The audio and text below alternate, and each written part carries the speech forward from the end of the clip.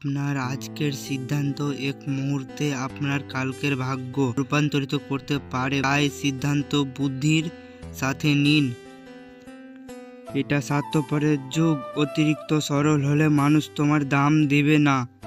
জীবন থেকে পালিয়ে বেঁচে থাকা যায় না, জীবনের সমস্যা থাকবেই, পারাতে নিজেকে সমাধান করতে আর নয়তো করতেই হয়। যদি জীবনে প্রয়োজনে নিজেকে বদলাতে হয় তবে তাই করো, হয়তো কিছুটা কষ্ট পেতে হবে তোমায়, তবুও যে তোমার মূল্য বুঝে না তার অপেক্ষায় থেকো না।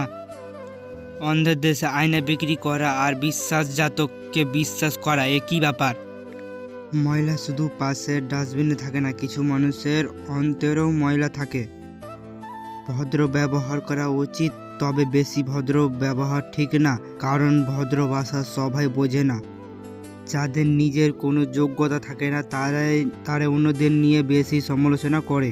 কি ভাবছেন লোকের উপকার করে মহান হবেন? ভুল ভাবছেন। স্বপ্নের দুনিয়ায় কাজ মিনিটে গেলেই সবাই আপন ভুলে যায়। তুমি যাকে যতটা দাম দেবে সে তোমাকে ঠিক ততটাই শ্রদ্ধা করবে, এটাই বাস্তবতা। সময়ের সাথে নিজেকে পরিবর্তন করা বুদ্ধিমানের কাজ, না হলে সবাই আপনাকে ব্যবহার করে যাবে। মানুষ অন্যের দোষ দেখতে পেলে বিচার হয়ে যায়, আর নিজের দোষ ঢাকার জন্য উকিল হয়ে যায়।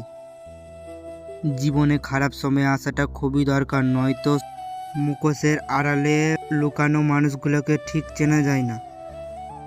মিথ্যা কথা বলার জন্য তীক্ষ্ণ বুদ্ধি এবং প্রখর স্মৃতিশক্তির প্রয়োজন হয়, কিন্তু সত্যি কথা বলার জন্য শুধু সততার প্রয়োজন হয়।